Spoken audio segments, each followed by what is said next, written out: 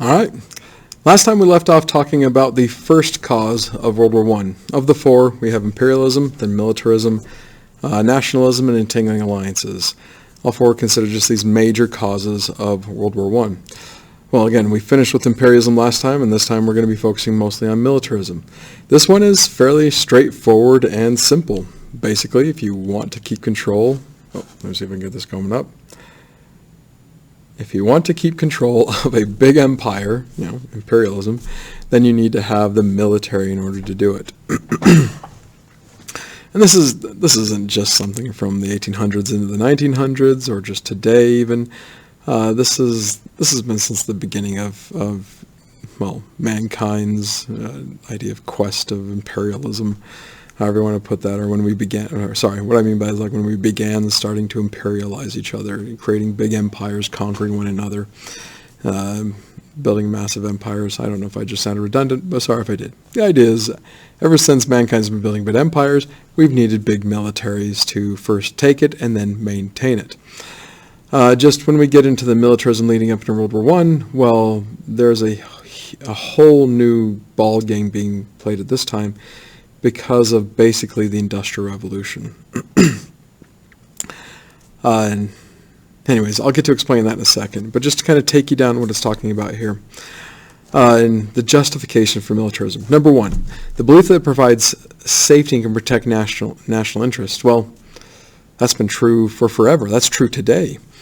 Like you and I would assume we feel fairly safe because the United States military is just that powerful. We stay at the technological edge of everything. And in doing so, the populace, us as American citizens, we can feel like we can sleep better at night, knowing that we have one of the most powerful militaries in the world who essentially have our back. They're going to protect our way of life and just, protect our lives all at the same time. So, number two, need to keep up with potential enemies in case conflict arises. Well, not only is this whole idea you need a military to stay safe, but you need to have a military just as big as the next guys. And we're going to see how this plays out with World War I. I mean, I'll go through it in a slide later on here, but holy cow, the keeping up with the Joneses effect, if you know what I'm talking about there, just goes off the charts. But it was all part of this whole idea of staying safe as well. Like, we can't allow them to get ahead of us, both in just the massive amount of militaristic stuff we have and the type of technology it is. We need to invest in it. We need to stay ahead. We need to stay on par, if not better than them. And every side's doing this. It's not even just a them versus us. This is just like him and her and that guy over there and this guy over here, and there's like 20 of us all trying to do that. Which just been the exponential idea of just how big they get to try to keep up with each other just goes off the charts. And then number three, to better control far-reaching empires created through imperialism. I already kind of mentioned that. Like, in order to keep a big empire in place, you gotta have a good military place and a large military in place, and one that definitely can just keep everything in check. So, but I said earlier that the Industrial Revolution really augments this. And I say there, the Industrial Revolution augments this build-up on an exponential scale. Well, yeah. Like, just comparatively, it's just beyond imagination for the people of just 200 to 300 years ago, and definitely thousands of years ago, to understand what the ability of modern warfare can do, or modern industrialization can do. Way back when, say in like Roman times, you have an army where, you have your camp followers. In fact, a lot of times the people that followed the army, there was more of them than there were actually in the army itself. You need all these armorers and blacksmiths, servants, people to tend to the food, both in the idea of like keeping track of just what food you have, like wheat and vegetables, fruits and vegetables and things like that, but then actually bringing along herds of pigs and things like that with you. It was tough. Keeping up a supply line was tough. But then you get to this time period where, it's hard back then it would be hard to really outfit, thousands of men, definitely fairly hard to outfit tens of thousands of men. That was quite a feat. But now you're getting to the point where you're outfitting millions. Again, it's just mind-boggling to anybody at any time period in history that it was even a possibility. But the Industrial Revolution, this idea of factories, enabled that. Instead of having like one guy who's really good at making guns, and he can maybe, if he's working really hard for the month, make like 20 guns in a month and be able to sell them off, and you have like a couple hundred gunsmiths around the country making those, well, you're not getting tons of guns out there. Then you have one factory that can produce thousands to tens of thousands to hundreds of thousands over the course of weeks and months and years into the millions. Again, that's crazy. All of a sudden, if you're able to produce that much in such a short period of time, and then you put in the idea of like clothing, like uniforms, boots, just anything you need, all of a sudden, militaries can get a lot bigger because you can outfit them. And then you throw in the whole idea that you actually have what's called in the agricultural revolution, the 1800s happened as well, going along with the Industrial Revolution, which the Industrial Revolution was part of, like coming up with new things, cotton gin, tractors, all that type of stuff. Food production goes out through the roof as well, and all of a sudden world population starts to just you get a big curve up like this. In fact, just how much the world has grown in just the last 100 years is just beyond.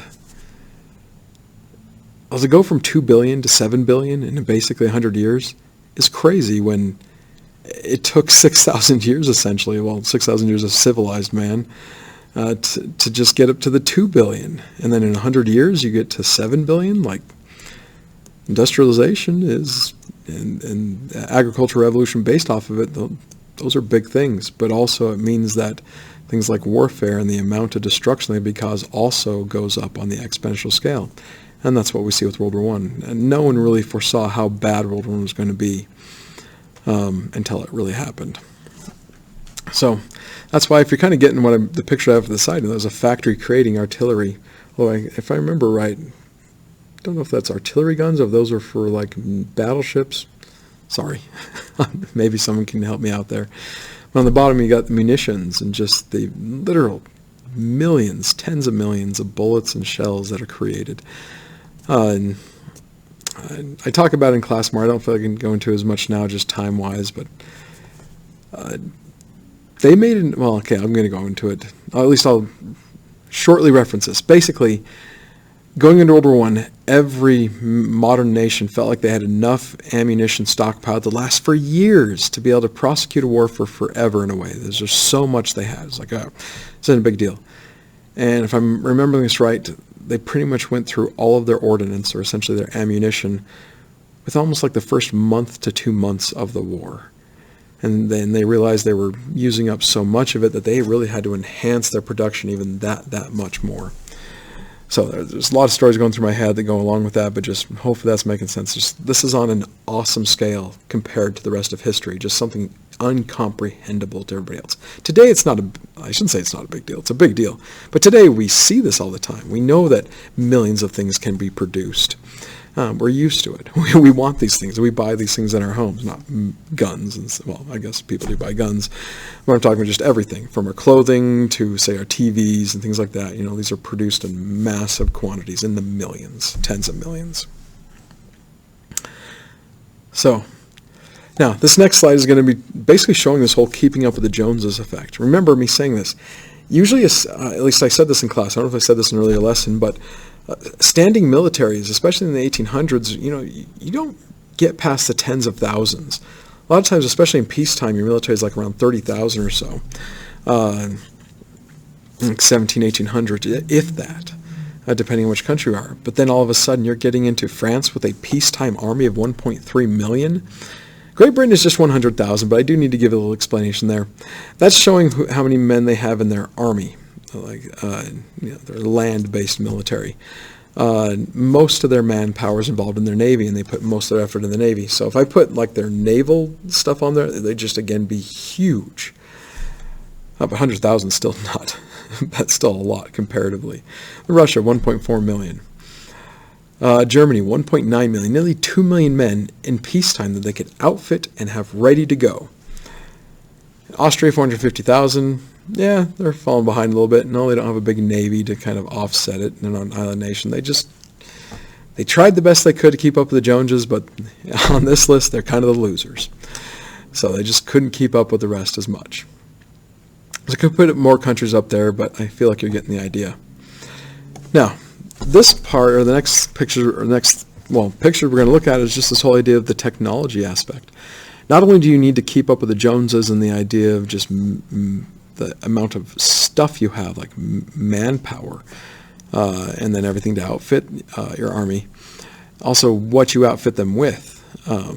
Like, it's nice if you have that better rifle or that better thing, and everybody was looking for that one technology that would allow them to just really dominate a battlefield. But because communication was fairly much more simple back then, usually when one area came out with something new, like say a machine gun, then everybody caught on to it pretty quick, and everybody knew, well, we need to have that as well if we're going to survive in the new age. Although pretty much no one really saw what the effect of the machine gun was going to have on the fields of World War I. People knew what things like the Gatling gun could do and how devastating it could be, but just when you get into the Maxim gun and other machine guns of World War I, they just did not see how dominating of effect that would have, and they would not understand how dominating effect artillery was. In fact, I should have this up already, but the three technologies you see here, all three of them were underestimated going into World War I. And these are probably the three most dominant technologies of World War I that kind of decided how the war went, and each side realized it. And so a lot of effort went into just how these were used. Artillery, bottom left, machine gun, bottom right, and airplanes, top right. Airplanes, of these three, is probably the most underappreciated and underestimated of the technologies going to World War I. Most of the generals thought those airplanes just wouldn't be good for anything. Who's going to use airplanes? We got the battles are fought on the ground. We're not up in the air type thing. But it became pretty apparent pretty dang quick that it was really nice to have someone go scout out the lines from a top-down view and come back and report on the movements of the enemy. And it became such an important thing that, well, the air war started up over it. If you could keep control of the skies, and you could know what the other side was doing, but they wouldn't know what you were doing. And that's why it became a big thing to shoot down the other guy's aircraft. If you couldn't shoot them down from the ground, which is the way it kind of started off, then you mount machine guns on those airplanes and you have them take each other down. You need to keep control of those skies to really have an idea of what the enemy is doing, or to keep the enemy knowing from what you were doing. So I hope the artillery and the machine guns, I imagine we've seen enough things like movies to give us an idea of that, but machine guns, I think we get that one, just how devastating effect they have, and we'll definitely be watching movie clips that portray that quite well.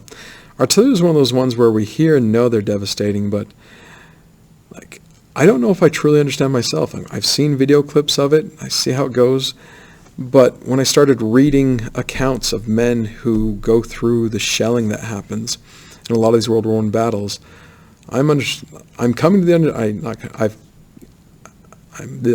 Not that I came to the understanding, but I definitely more well understand that I don't get it. But I do understand it was just all-encompassing, just creates massive tension and fear, and really does, literally chew up a battlefield. And to be in the middle of it, not a good place to be. Now, I love putting that picture up there just because, aerial bombing, which does become a thing because they realize that it's effectual. That's kind of how it started.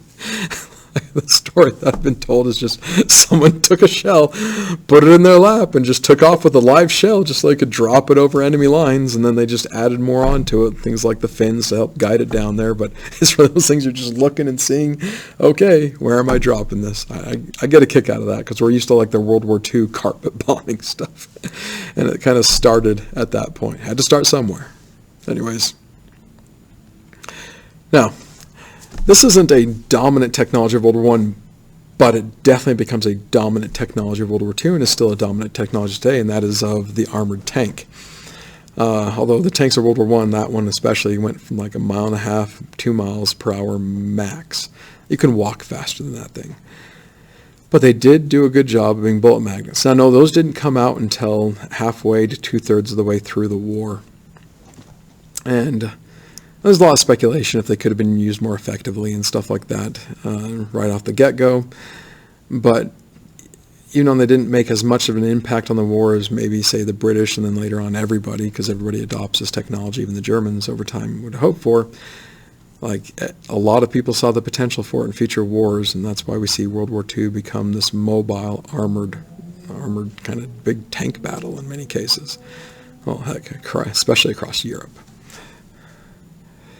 Now this one, I hope you understand what's going on here with the whole idea of gas warfare. This is definitely the scariest technology, the scariest thing to happen in World War I.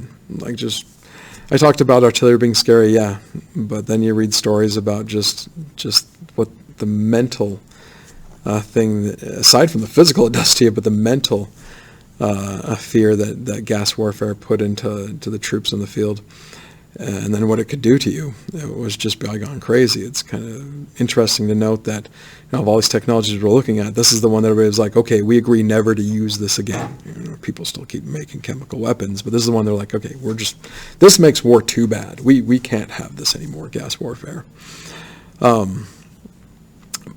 I'll show more things in class. I'm sorry I'm not showing them here, talking about as much.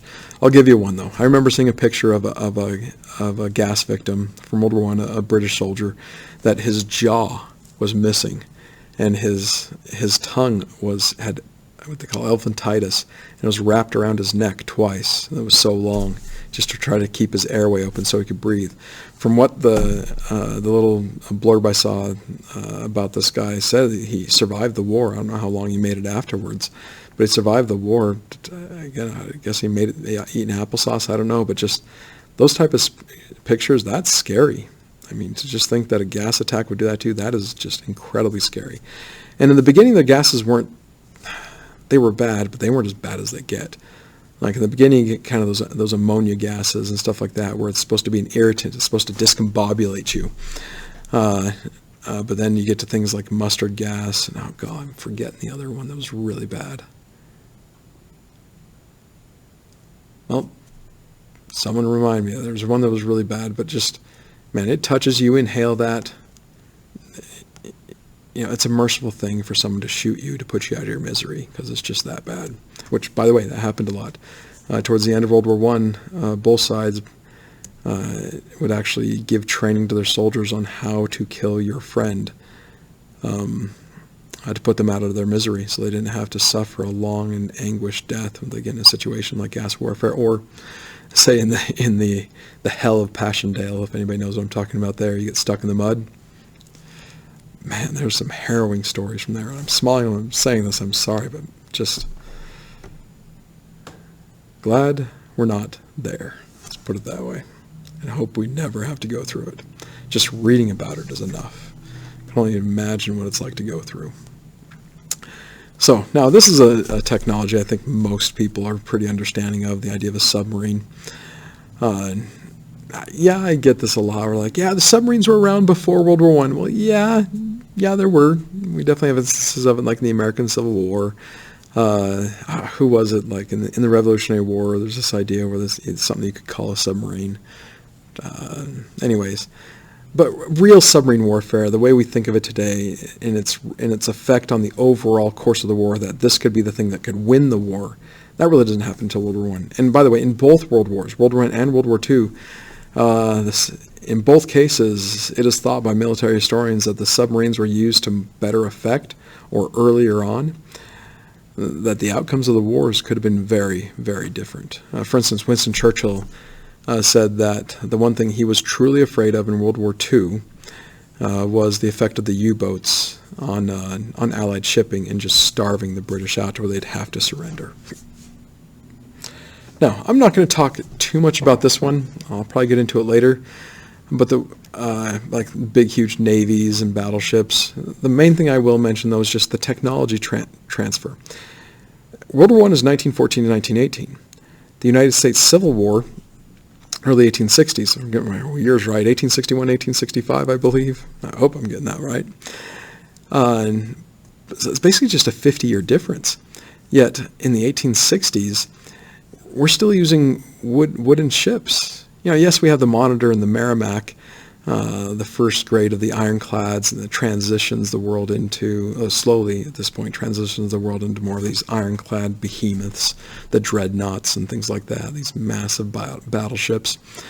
But for the most part, for pretty much, this is the American Civil War, which was a huge war in the mid to late 1800s, you have these wooden ships still being the dominant way to control the seas.